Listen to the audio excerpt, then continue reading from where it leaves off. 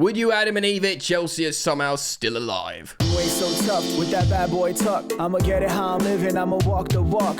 Outline my lines, I rap through thought. What's poppin', people? Welcome back to Football Therapy with me, your host, Jan. I do hope, as always, that you are doing well, friend. I really do hope that. And welcome back to Chelsea News in today's video. A reaction from, of course, the fallout of our loss to Newcastle. Somehow we're still alive. Somehow we've increased our statistical chances of qualifying the top 5. New kits! Exciting for next season. And I'm shocked. I like them. Yeah? And Simon Johnson of The Athletic's done a piece on Nicholas Jackson, why we're looking for a new striker, why it's important. We can talk about some potential suitors as well, of course, the recurring names. But as time goes on, we will need to make a serious pick soon, because of one thing's for sure. No matter what you think about Nico, you know, he shouldn't be the first choice name. The pressure's getting to him. He's just not the guy. He's not the guy! He could be the guy maybe in a few years. Maybe when he's 25, 26, he might be the guy by then. We'll see if he reaches that high ceiling he apparently has. But for now, not the guy. Guys, thank you so much for supporting the content. You can do so just by dropping a like on this video. If you find that you are a returning visitor and you're yet to subscribe, or indeed a new visitor, hey, why not subscribe, yeah? And hit the bell. Thank you. Alright then, friends. Starting off, Romeo Lavia said sorry on social media. Well, he said, on me. See you Friday, as you can see here on his Instagram. Of course, Romeo was caught in possession for the opening goal, which kind of set the tone. And then Nico Jackson, of course, playing badly, decided to go all WWE and elbow Botman in the face. I am not going to go over that game again, but should you, well, I'm sure we'll hear a little bit in Simon Johnson's piece, but should you want my full, raw, unfiltered reaction, do go seek out my match review, my match reaction to that game, which of course was uploaded yesterday. Just obviously a reminder, we have been blessed. Enzo Maresca has been repaid for winning Leicester City the championship been repaid with a goal by Bonanoche, equaliser in the derby against Forest, which pushed Chelsea back up into the top 5. 2 games to go, of course. One on Friday against Manchester United at home. A Manchester United that have a European final 5 days later away in Europe. So they will hopefully put out the under-15s and we'll win that game. And real talk, friends, if we don't win that game, we just simply do not deserve Champions League football. Simple as. So we don't need to talk about that anymore. And of course, it will be probably a showdown on the final day against Nottingham Forest. And they'll be in a position where they need to win against us, no matter what, I believe. Which gives us a better chance to play through them, because they won't be doing a low block. Oh, excuse me, won't be doing a low block. Football Rankings, which is a well-followed X account. They use as a source Euro Club Index. We've actually exited this weekend with a higher % chance of qualifying for the Champions League. We're essentially 55% now, which is a significant bit higher than both Villa and Nottingham Forest. Of course, it don't mean nothing if you don't win your 2 games. And of course, we will be winning. We will be playing, hopefully winning, the 2 games without recently much maligned striker Nico Jackson. More on him, and of course, in just a couple of minutes. Yeah, big. So, I mean, I guess let's just quickly spitball now. Striker options. Well, Nkunku, I think, wasn't going to appear again. I had my own conspiracy theory. This isn't news. This is me as a Chelsea fan theorizing that he knows he's going. Chelsea knows he's going.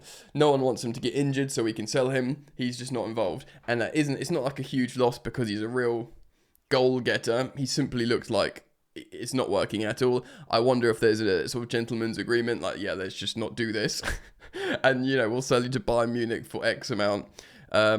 Come the summer, or PSG, or a return to Leipzig, whatever it is, yeah, or Turkey or Saudi, just somewhere. So let's just say my conspiracy theory is correct, then no Nkunku. So what have you got? You got probably top of the tree Pedro Neto playing as a false 9 with Noni on the right and Sancho on the left, maybe Tyreek George. And of course, Tyreek George is a false 9. I do not want to see Cole Palmer as a false 9 because he needs to be deeper.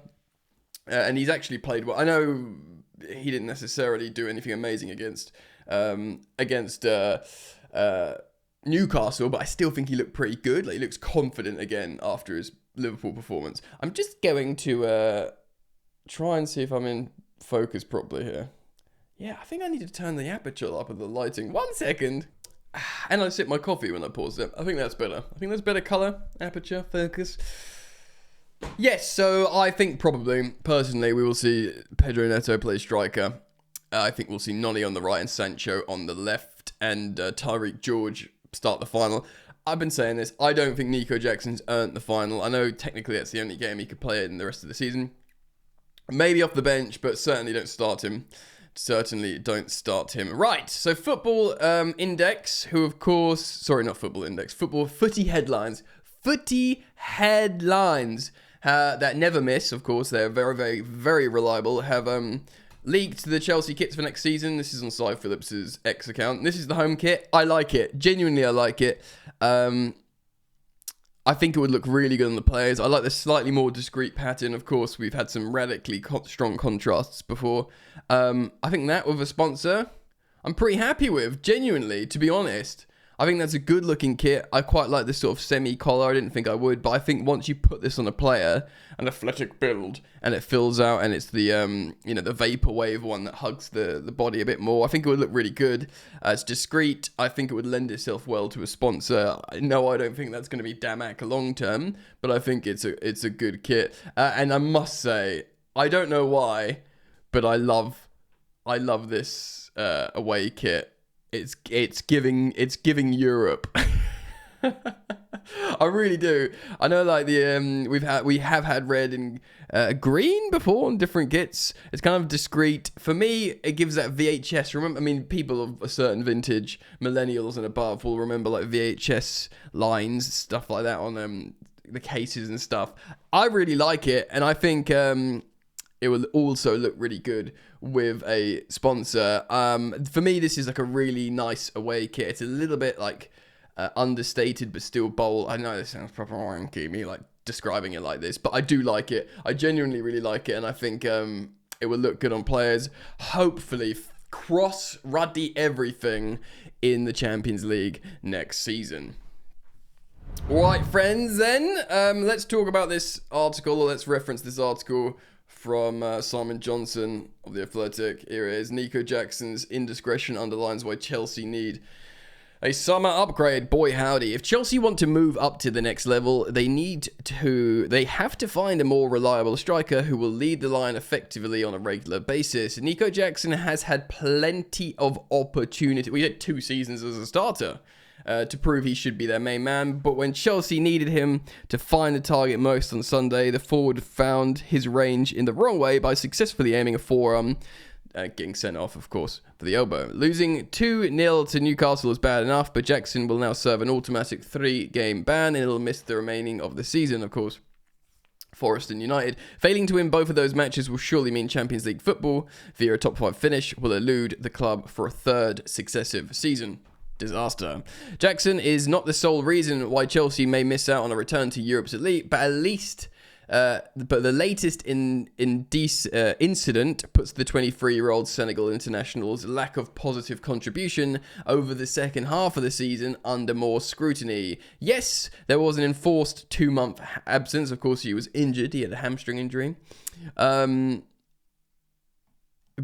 he's been a disappointing return. And yeah, we've all spoken about, like, we've looked better in the team. And I'm going to get this in early.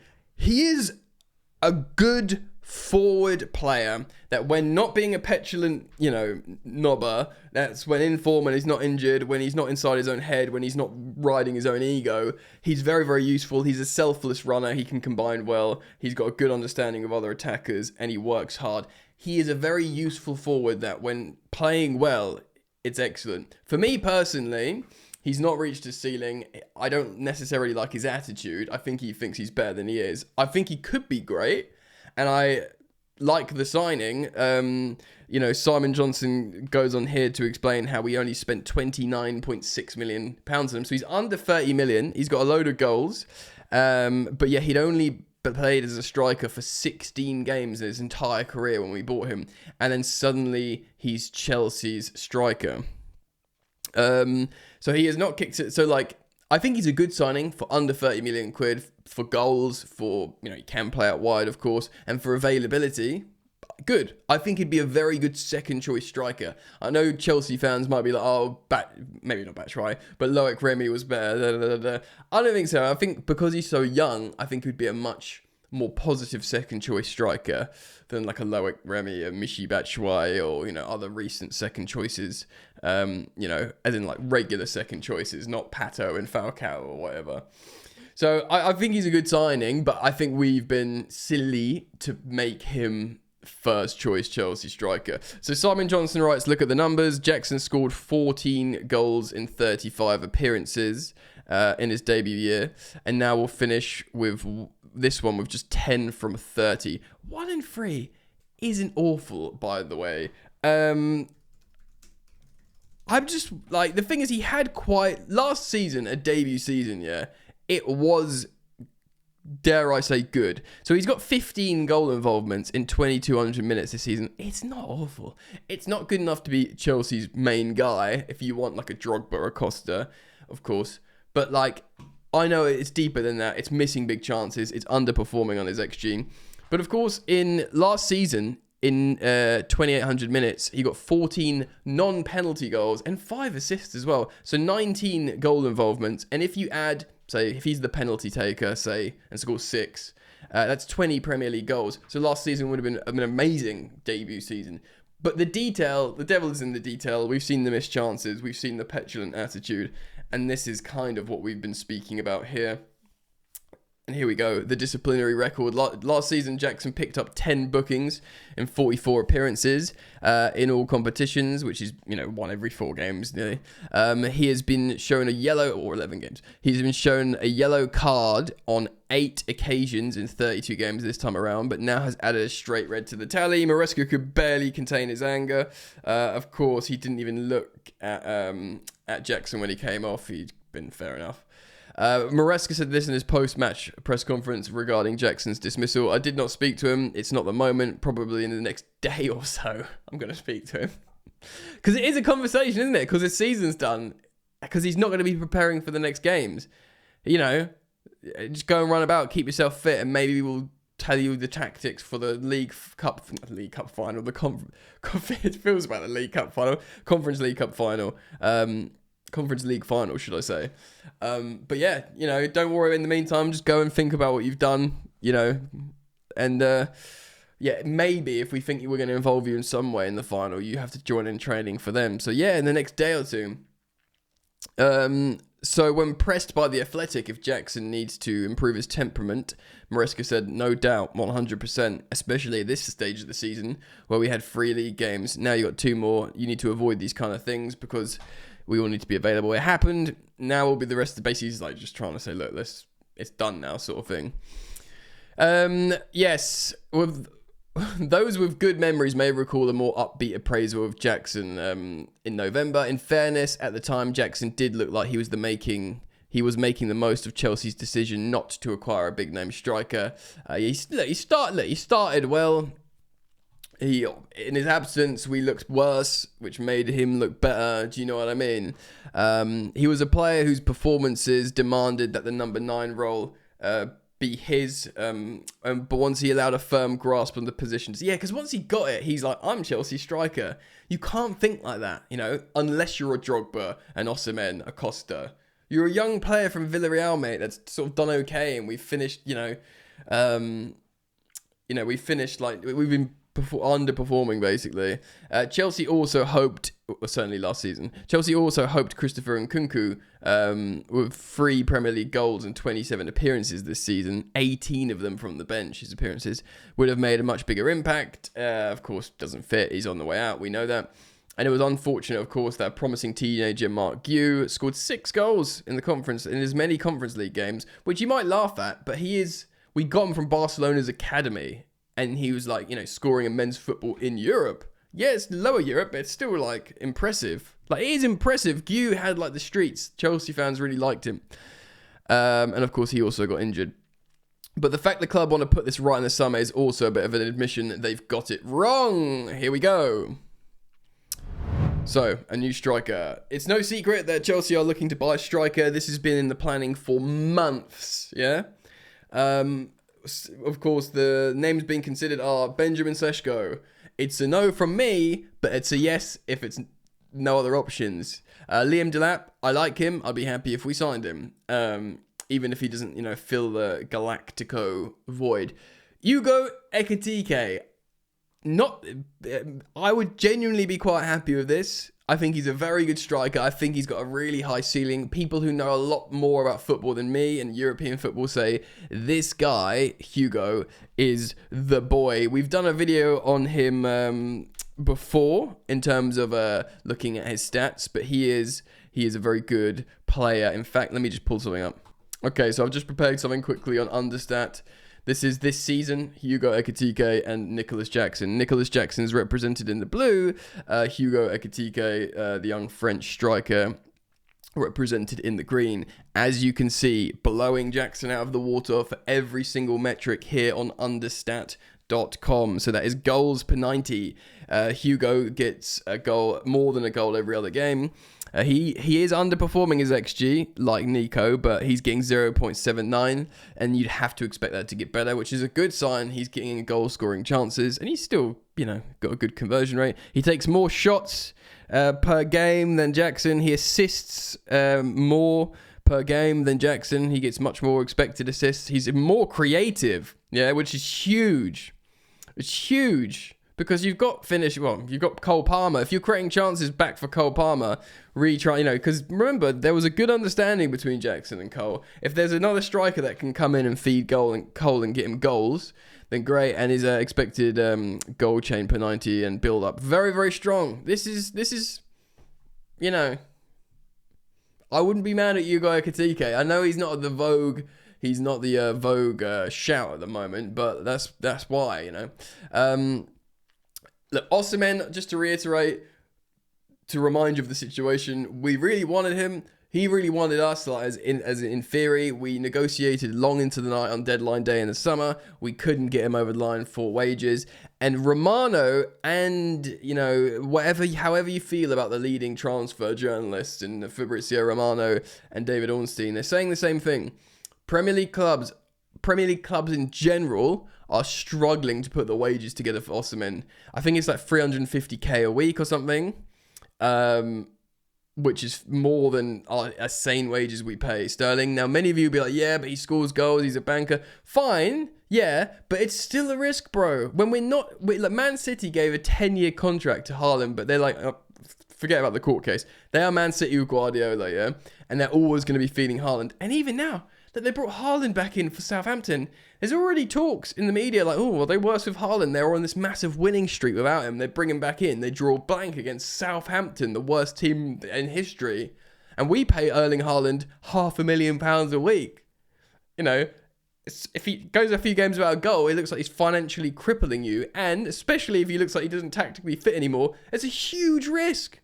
Huge financial risk. So other teams, it's not just Chelsea, the other teams are going, I don't want to pay Osimhen that. So he might go to Saudi to get the wages. That's the truth, guys. And that's, I'd love for us to find a way to make it work with him.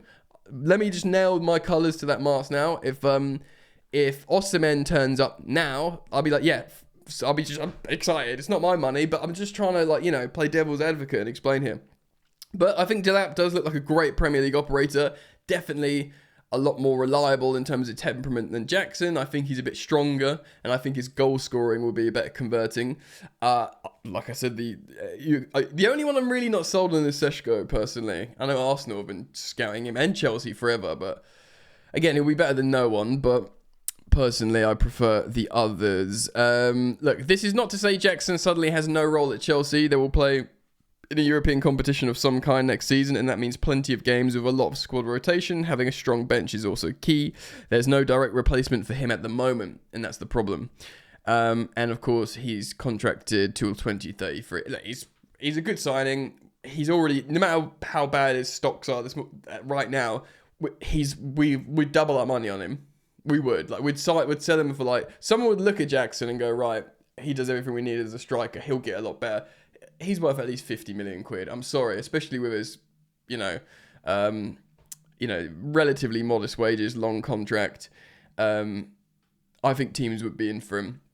So he represents a good signing, but he's a good second striker for me. And it's up to him in what should be a long Chelsea career in front of him. Yeah. I know people just want him out because he's been a knob.